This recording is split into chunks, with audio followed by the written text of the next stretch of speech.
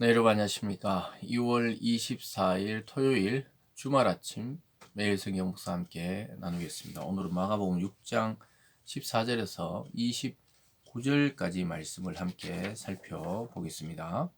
제가 16절 앞부분부터 읽어봅니다. 이에 예수의 이름이 드러난지라 헤롯 왕이 듣고 이르되 이는 세례 요한이 죽은 자 가운데서 살아났도다. 그러므로 이런 능력이 그 속에서 일어나느니라 하고 어떤 이는 그가 엘리야라 하고 또 어떤 이는 그가 선지자라 옛 선지자 중에 하나와 같다 하되 헤롯은 듣고 이르되 내가 목벤 요한 그가 살아났다 하더라.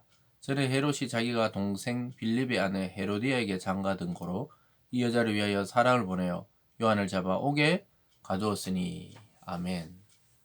오늘 본문의 내용을 주고 중심으로 세례 요한의 죽음이라는 제목으로 말씀을 증거하겠습니다. 예수님께서 이제 복음 전도를 위해 제자들을 둘씩 짝지어서 온 유대 지방으로 보내고 난 이후에 드디어 헤롯 왕에게 예수의 이름이 들리기 시작했습니다.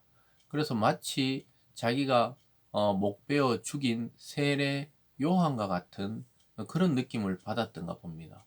그래서 예수님이 회개를 선포하고 복음을 전하고 귀신을 추방하고 또 병든 자를 치유한다는 그 소식을 점점점 듣고는 왕에게까지 소문이 난 것이죠. 그래서 사람들은 그가 선지자라 하기도 하고 그가 세례 요한이라 하기도 한다는데 헤롯은 듣자 말자 자기가 죽인 세례 요한이 다시 그에게 나타나서 살아나서 이렇게 복음을 전하고 있다고 생각하는 겁니다. 16절에 보면 헤롯은 듣고 이르되 내가 목벤 요한 그가 살아났다 하더라. 그러면서 전에 있었던 세례 요한의 그 죽음의 과정을 마가복음에서 17절부터 29절까지는 세례 요한의 죽음의 과정을 설명하고 있습니다. 세례 요한은 이 헤롯 왕이 자기의 동생의 아내인 헤로디아와 다시 이 결혼한 사건에 대해서 비판했던 것을 보게 됩니다.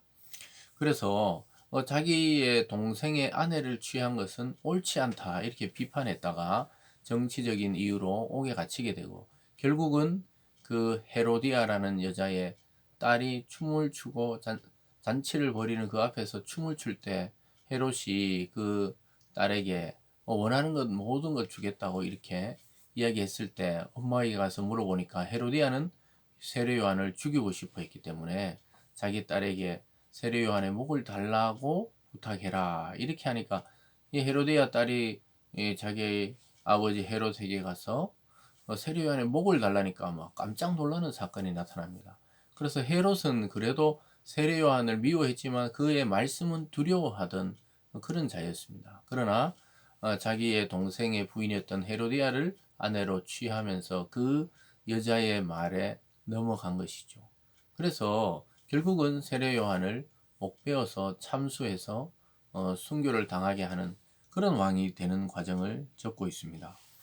그래서 이렇게 나오죠. 19절에 보면요. 헤로디아가 요한을 원수로 여겨 죽이고자 하였을 때 하지 못한 것은 헤롯이 요한을 의롭고 거룩한 사람으로 알고 두려워하여 보호하며 또 그의 말을 들을 때 크게 번민하면서도 달갑게 들음이라라. 그러니까 헤롯은 마음이 왔다 갔다 하던 왕이에요. 자기 부인이 이제 된 헤로디아가 계속 자기들을 비판하는 세례 요한을 죽이고 싶어 했지만 왕인 헤롯이 안 된다고 이야기했던 것입니다. 그래서 그를 죽일 수 없다. 또 그의 말씀을 이 헤롯도 좋아했던 것 같아요. 뭔가 마음에 불편함이 있었지만 또 분명히 그가 하나님의 사람임을 알고 있었습니다. 그러나 어느 날 이 헤로디아의 꾀에 넘어가서 그를 참수하고 마는 것이죠. 거기 보면 21절 끝에 갈릴리 귀인들로 더불어 잔치할새 헤로디아의 딸이 친히 들어와 춤을 추어 헤롯과 그와 함께 앉은 자들을 기쁘게 한지라. 왕이 그 소녀에게 이르되 무엇이든지 네가 원하는 것을 내게 구하라 내가 주리라 하고 또 맹세하기를 무엇이든지 내가 내게 구하면 내 나라의 절반까지라도 주리라 하거늘.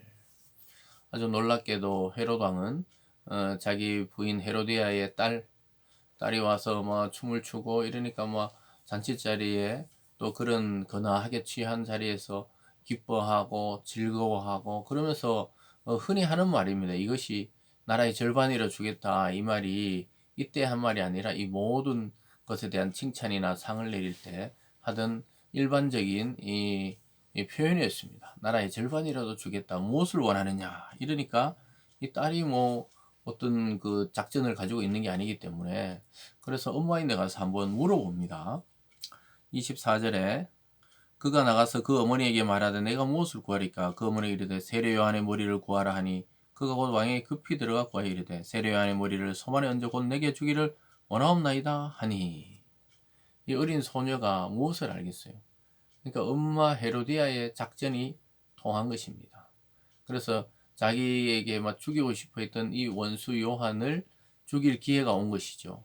그래서 그 엄마에게 이야기했는데 엄마가 말하기를 세례 요한의 목을 달라 해라. 이 참 자기 딸에게 이런 짓을 시키는 것을 보게 되죠. 그래서 목을 달랍니다. 이렇게 이야기합니다. 그랬을 때 헤롯 왕이 굉장히 당황합니다. 26절에 왕이 심히 근심하나 자기가 맹세한 것과 그 안전자들로 인하여 그를 거절할 수 없는지라 왕이 곧 시병 하나를 보내어 요한의 머리를 가져오라 명하니 그 사람이 나가 오게 해서 요한을 목베어 그 머리를 손 안에 얹어다가 소녀에게 주니 소녀가 이것을 그 어머니에게 주니라.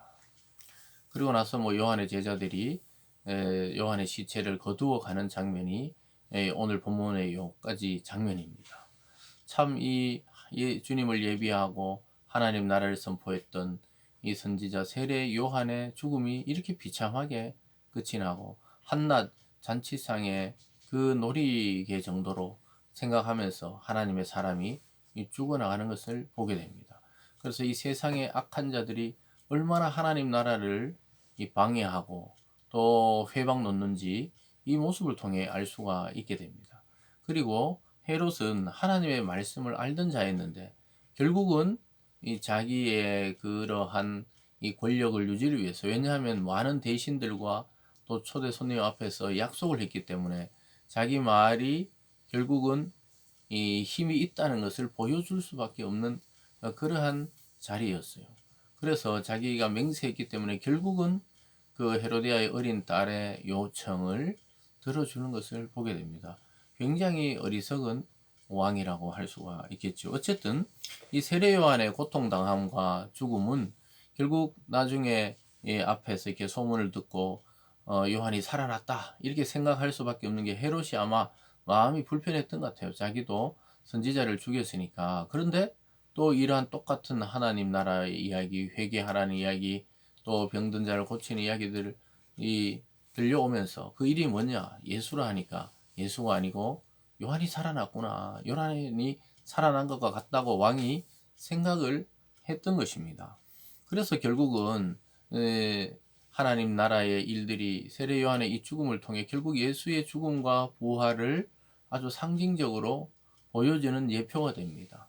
그래서 세례 요한의 그 길은 결국은 예수님이 걸어가야 될 그 죽음의 길을 예고하는 듯한 모습을 보여주고 있죠. 사랑하는 여러분, 우리가 이 헤롯과 같은 어리석음, 주님을 알고도 주님을 팔아버리는 듯한 이러한 어리석음을 범하지 않아야 되겠습니다. 그래서 우리의 욕심을 포기해야 하나님의 말씀이 우리에게 인도가 되고 그 말씀이 우리를 통해 이루어집니다. 그런데 헤롯은 알았지만 그렇게 살지 않고 자기의 왕권과 욕심을 위해 살아갔기 때문에 결국은 나중에 하나님의 심판을 받게 되는 것이죠. 함께 기도하겠습니다. 사랑의 하나님 아버지, 세례 요한의 죽음을 통해 그리스도의 죽음의 길을 보여주고 있습니다.